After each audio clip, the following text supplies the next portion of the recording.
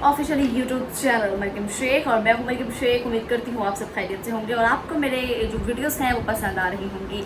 आज एक नया कंसेप्ट लेकर आपकी खिदमत में हाजिर हुई हूँ। आज मैं करने जा रही हूँ एक बेहतरीन सा प्रोग्राम, एक बेहतरीन सा शो जिसमें मेरे जो गेस्ट हैं वो किसी भी तारुफ की मोहताज नहीं, क्योंकि उनको कोई भी नहीं जानता। जी बिल्कुल, उनको अभी तक जो है वो कोई नहीं जानता, लेकिन इंशाल्लाह अगर वो इसी तरह से मेहनत करती रही, इसी तरह से दिल लगा के काम करती रही तो फ्यूचर में सभी उनको जानने लगेंगे और सभी उनको पहचानने लगेंगे। आपकी भरपूर और अपनी भरपूर तालियों में मैं अपनी जो है गेस्ट हैं उनका स्वागत करती हूँ। Welcome to Maryam Sheikh. कैसी हैं आप मरियम? ठीक है? और बताएं, सब ठीक ठाक है? आपको कोई मसला तो नहीं हुआ? तो हाँ जी, मैं ठीक ठाक, मैं सब पहुँच रही सा, बस थोड़ी जी सफ़र की तंगी हुई है। वो मतलब कि राह विच ना बड़ी ट्रैफिक जी मिली जे आओ साड़ी डेढ़ी फस गई सी। ओ सॉरी, मैं तो बस ना ट्रैफिक फस गई सा, मसा ही अपनी क्यों मेरे इस प्रोग्राम के बाद उनकी फैन फॉलोइंग्स बढ़ जाएगी।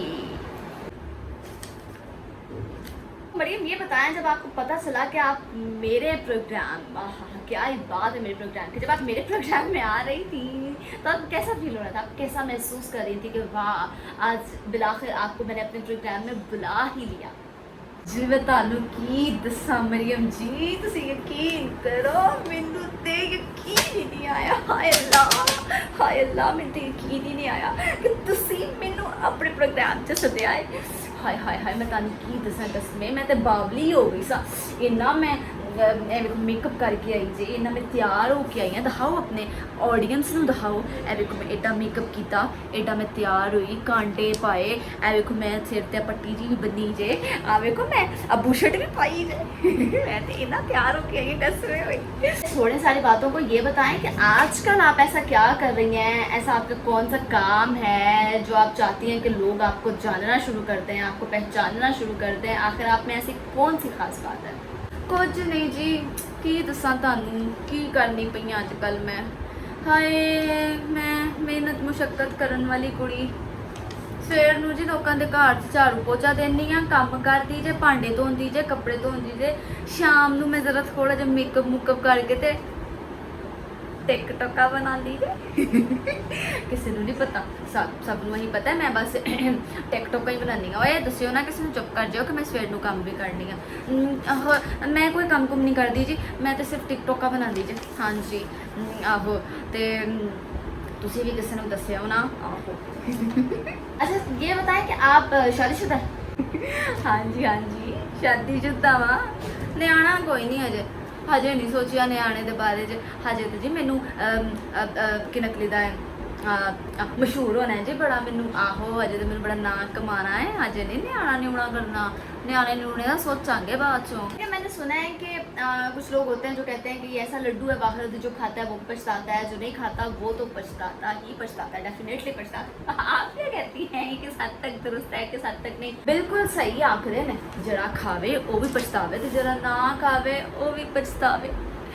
तो बिल्कुल ब्याह ना करी, तेरा कोई काम नहीं ब्याह करन दा।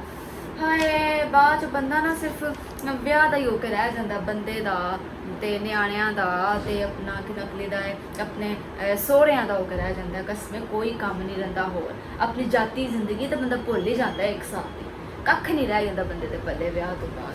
आपका शादी के बाद से मूड अच्छा हो जाएगा, इसलिए मैंने आपको शादी के बाद छेड़ दी। मुझे नहीं पता था कि आपका शादी के बाद से इतना ज़्यादा मूड ख़राब हो जाएगा। चले छोड़े कोई बात नहीं, मैं मूड हूँ ठीक ही है। हूँ तू ब्याह की गल कर चो ली तो फिर लेकिन यहो जी गल्लां तेन पहले भी आख्या सब के सामने नहीं करी दियाँ, पर्दा रखी दा होंदा पर्दा। तो ये दस मैं कैसी लग रही है? सोहनी लग रही है ना? तुसी दसो सोहनी लगनी पई है ना? एडा महंगा तैयार होके आई हूँ, एडे ब्यूटी पार्लर तो को मैं बाल स्ट्रेट कराए अपने, आवे को भावें खराब हाय नहीं खाना खराब ने सही स्ट्रेट ही नहीं किए, नहीं मेरे वाल ही नहीं सही स्ट्रेट किए। तो आ रहे मैंने जरा पुछ लैनी मैं तेन आके पार्लर वाली, मैं तेरे लत्तां भन दियांगी, पूरा 150 रुपया दिता मैं तेन अपने वाल स्ट्रेट वो इस तरीके करान दा। मैं आ लैन कोई बात नहीं। अब मुझे ये बताएं आपका फेवरेट कलर कौन सा है? मेरा पसंदीदा रंग चिट्टा है मेरे को मैं पाया भी चिट्टा है मैंने बहुत पसंद। सफ़ेद ही क्यों? क्योंकि मेरा बंदा भी चिट्टा है। ये बताएं कि मियाँ जी क्या करते हैं, कौन सा बिजनेस है उनका, कौन सा कारोबार है उनका। भैन बिजनेस ते साडा अपना ही आ। आहो बिजनेस असी दोवां ने रल के पैसे जोड़ के ना फ्रूट वाली रेहड़ी पाई सी। आहो एडा सोहना फ्रूट बेचदा है माशाल्लाह। एक नंबर चीज बेची दी आ। एडे सोने अंब लिया के बेचदा, एडे सोने सेब लिया के बेचदा, कदी कदी ते मेरे आस्ते लैंदा घर। आहो एडा सोहना फल चुन के लियांदा ते भैन आस्ते कहंदा है ले ले खा। कमजोर जी हो गई है, ब्याह तो पहले एडी सोहनी सेहत सी तेरी, हुण तो ब्याह तो बाद बड़ी कमजोर जी हो गई है ते मैं खा लेनी आ। मुझे ना आप बहुत ज़्यादा अट्रैक्ट की हैं, मुझे आप बहुत खूबसूरत लगी हैं, तो मुझे बताएं आखिर खूबसूरती का राज क्या है, इतनी खूबसूरत कैसे हैं। खूबसूरती का राज तेन की दसा भैने, खूबसूरती कि नकली तो मैं रोज़ वो लानी हाँ सिर की कही था मूँह तलाने वाले की कही था वो जिहदे नाल पकौड़े भी बनते हैं, बेसन। आहो बेसन विच दुध पा के ना मासा के ना कई घुट दुध पा के बेसन च, तो वो लानी हाँ। नाले तेरा भरा जरा ना बड़ी मोहब्बत करदा मेरे ना, बस ओदा भी कुछ कमाल है।